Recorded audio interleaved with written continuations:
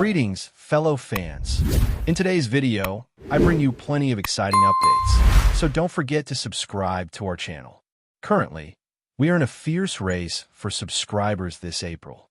We've managed to reduce the gap, and now we are about 43 or 44 subscribers behind our major competitors, depending on the latest updates. Let's focus on Demarion Oversh, who, previously identified by the number 13, will now wear number 0 for the first time in the history of the Dallas Cowboys franchise. He will finally be able to take on the nickname Agent Zero, which he has had for some time, representing a major positive change. The 00 number never made sense, and its change was much needed. The most important aspect, beyond the number change, is the update on his injury. Several reports have emerged from his interactions with the media, indicating that he is now wearing number 0. Projections suggest that early November is the estimated return date for Demarion Oversh. It is crucial to highlight that he is recovering from a significant injury that involves the ACL anterior cruciate ligament, MCL medial collateral ligament, LCL lateral collateral ligament, and, if I'm not mistaken, the meniscus. This knee injury is quite severe, so patience will be required. It is premature to determine exactly which week of the season he will return, which is undoubtedly frustrating.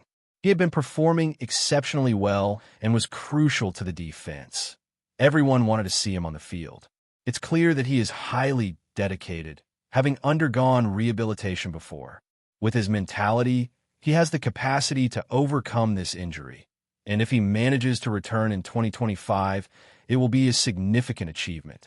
This will benefit both him and the team, considering the severity of the knee injury.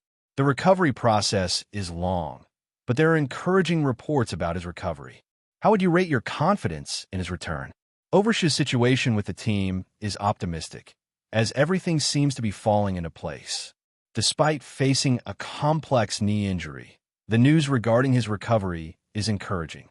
Evaluating confidence in Oversh can be done on a scale from 1 to 10, with 1 being the lowest and 10 being the highest. This evaluation will be part of a poll that will be made available soon. When the video is released, feel free to share your level of confidence in his return. Last year, when he was healthy, he had an outstanding performance, with 90 tackles in 13 games, demonstrating great blitz skills and always being around the ball. Sometimes, he needed to adjust his intensity to avoid being overly aggressive. However, his physical skills are evident, but the severity of the knee injury remains an undeniable concern, adding a caveat to the situation. The team has other options available, such as Kenneth Murray, Maurice Leaf, and Dion Clark, in addition to Jack Sanborn. Buddy Johnson, who was a good special teams player last season, is also part of the roster. It wouldn't be surprising if a player is selected in the draft, even if it's not in the second round, as there are several needs to be addressed, especially at cornerback, possibly defensive line, wide receiver, and running back. With 7 picks on the 3rd day of the draft, it is quite feasible that the team considers this possibility. Therefore, the expectation is that Agent Zero will recover and make a difference at some point in the 2025 season. This way, he will finally be able to have a regular preseason, focusing on improving without worrying about rehabilitation. The initial proposal presents impressive last-minute offers, which are characterized by inclusive prices and views from the location, along with the guarantee of the lowest possible price. The mentioned platform reduces uncertainty related to purchasing tickets for Major League Baseball. When considering the possibility of watching a more competitive local sports team, such as the Rangers, one might reflect on whether watching a Mavericks game is the best choice, although this is still a viable option. It's recommended to download the app today, create an account, and use the provided code for a discount on the first purchase, with certain conditions in place. Again, by creating an account and redeeming the provided code, the discount will be granted, and the link can be found in the comment section, as well as in the description of today's discussion. It's important to note that conditions apply, so be sure to download the app today to secure the best tickets at the most affordable prices, all with a guarantee. Now, shifting the focus to recent updates on contract negotiations with a prominent player linked to the Dallas Cowboys, reports indicate that progress has been made between the parties involved, especially between the management and the player, although the agent had not yet participated in the discussions. With the agent now involved in the negotiations, it seems that an agreement could be finalized more quickly than those for other important players, and it will be interesting to see how this unfolds. This issue has been central since the beginning. When the first reports suggested that an agreement was close, it felt like a philosophical question. If an agreement is approaching without the involvement of a highly respected agent, can it really be considered close? In my view, the answer is no. The agent would always be part of this process, and just because the parties believe they are close to an agreement doesn't mean there's a general consensus. This was the main point emphasized in our previous discussions. There is still an opportunity to participate in a vote about the player's future decision by choosing the date when he will sign or be traded, depending on the outcome of the negotiations. More details can be found on the relevant website, and a nominal fee is required to participate, with part of the revenue going to the winner. As mentioned before, I am confident that this deal will be completed. It's just a matter of time, not possibility. A respected insider expressed a similar view during a recent discussion, indicating that both parties will eventually come to an agreement on this contract. As I've stated before, I believe the conclusion is near. The only uncertainty is the timing. Interestingly, similar feelings were shared by a well-known insider during a conversation on a local radio platform, expressing confidence that a deal will eventually come to fruition. This aligns with my expectations, given the significant financial impact involved.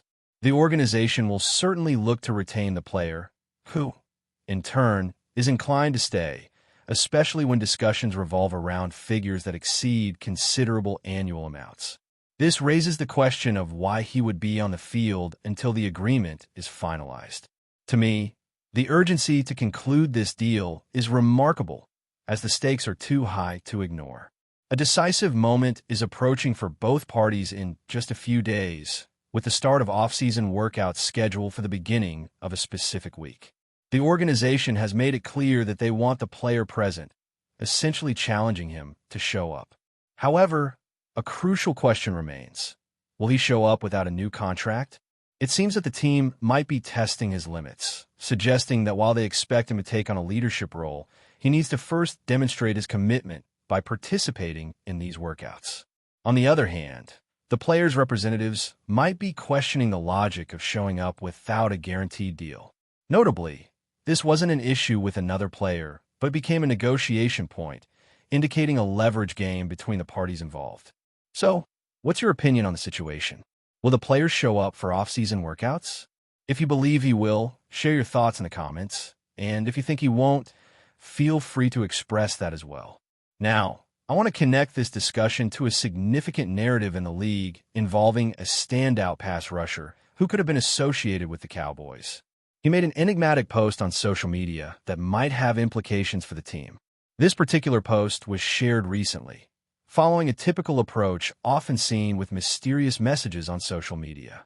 An expert commented on this situation, suggesting that such a post usually indicates that contract negotiations aren't progressing as expected. It's safe to say that discussions between this player and his organization didn't start on the best terms. However, this doesn't mean a contract is impossible, as it has happened before. What the Steelers often face is the lack of substantial guarantees in the second year of a deal. Currently, given the figures athletes are receiving, this becomes essential. Both Micah Parsons and TJ Watt are in a position to become the highest paid in their respective positions, which is important for the Cowboys. The reality is that, although they're among the top 10 in probabilities, the Cowboys aren't considering a trade for TJ Watt. That won't happen.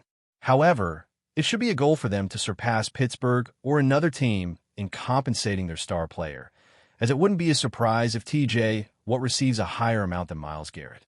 Both are in a similar age range and are considered the best pass rushers in the NFL.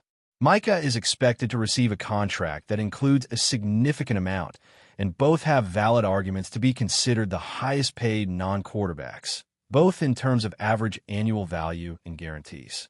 I believe the issue of guarantees may become the main sticking point between the Steelers and TJ Watt. And if, for some reason, they decide to trade him, it will come with a new deal. These athletes are all eager for new deals. Micah Parsons T.J. Watt and Aiden Hutchinson may not reach exactly the same level, but they will certainly be very close. Hendrickson probably won't reach that level, but he should be just a few million below.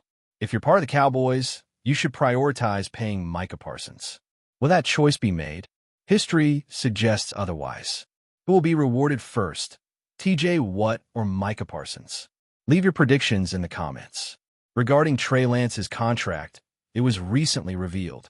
It's not a one-year deal that could go up to $6 million, but rather a one-year deal worth $2 million, which shouldn't significantly impact his playing time next season and doesn't qualify him for a compensatory pick unless he achieves various incentives and has extensive participation, which seems unlikely. This keeps the Cowboys in the same position regarding compensatory picks, as they are looking for one or two notable signings.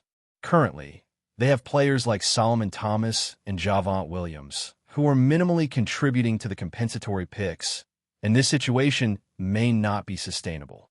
There are potential changes in the roster and playing time dynamics that could eventually modify this scenario, but for now, they might end up having some of their more cost-effective signings becoming eligible as the last compensatory picks. Therefore, this is an aspect that deserves attention, not just now, but throughout the offseason and even extending into the 2025 season. It's likely to vary throughout the season, depending on playing time. But before we continue, don't forget to subscribe to our channel and give this video a like. Your support helps us keep bringing you the latest updates on the Dallas Cowboys. Feel free to share your thoughts on the news in the comments as well. A video recently surfaced that has sent shockwaves through the NFL world. Could future Hall of Famer Aaron Donald be on his way to the Dallas Cowboys? The once dominant defensive tackle, who announced his retirement earlier this year after a legendary 10-season career with the Los Angeles Rams, may not be completely done with football.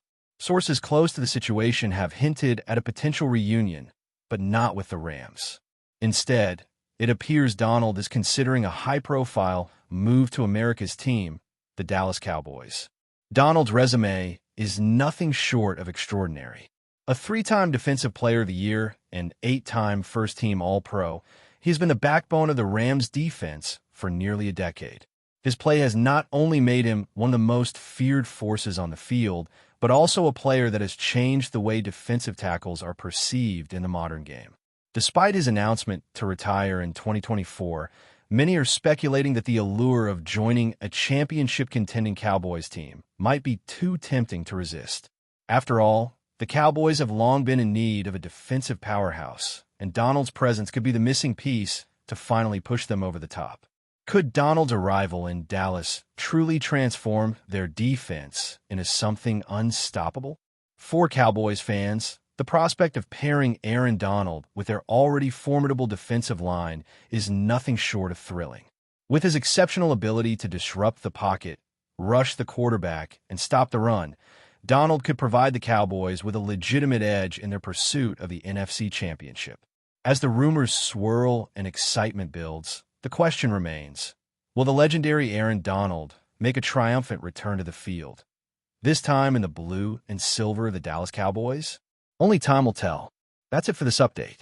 If you enjoyed the video and want to keep receiving exclusive news about the Dallas Cowboys, please subscribe to our channel and give this video a like.